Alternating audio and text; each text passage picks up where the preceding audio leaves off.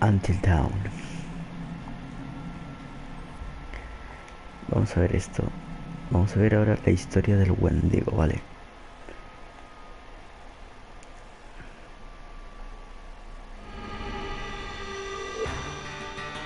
El Wendigo es las cosas estas que persiguen. America's North Woods border region.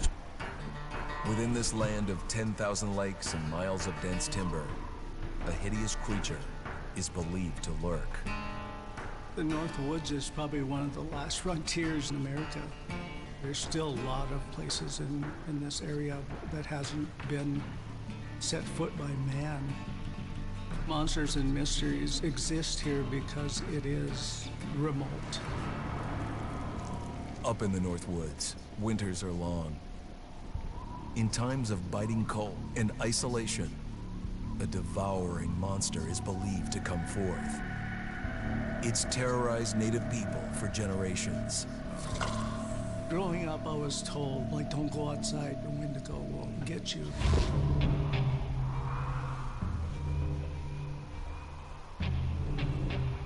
Among the traditions of the northern Algonquin tribes is the Wendigo, a monster that can seize hold of a person to carry out its hunger for human flesh.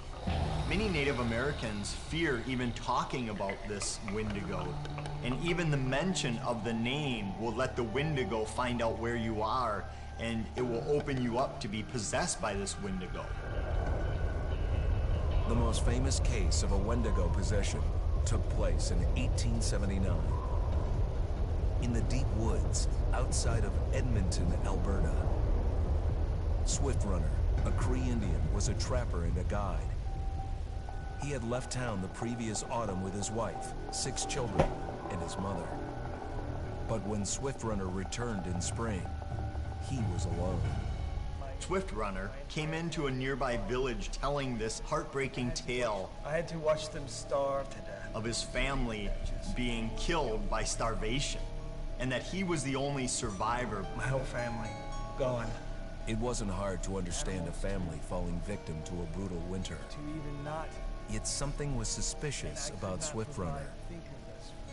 He was a strapping man, and he came into town weighing over 200 pounds. It didn't look like somebody who had just weathered a terrible winter. He wasn't malnourished, didn't look like he was starving. He looked healthier than ever. After a few nights, it became clear that something was wrong. He started having night terrors, screaming in his sleep. I am the Wendigo! Villagers alerted the police. Swift Runner actually guided them back to his winter cabin.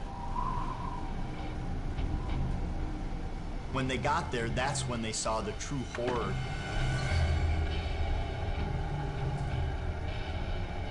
Human skulls were scattered around.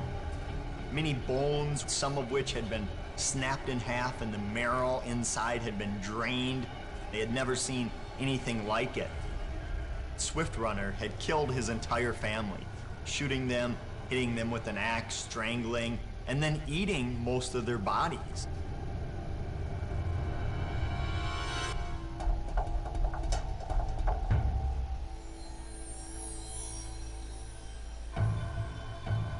Right up until the moment the noose was on his neck, Swift Runner swore the evil spirit of the Wendigo had possessed him and twisted him into a cannibal killer. When he was on the gallows, Swift Runner himself said, "I am no longer a man."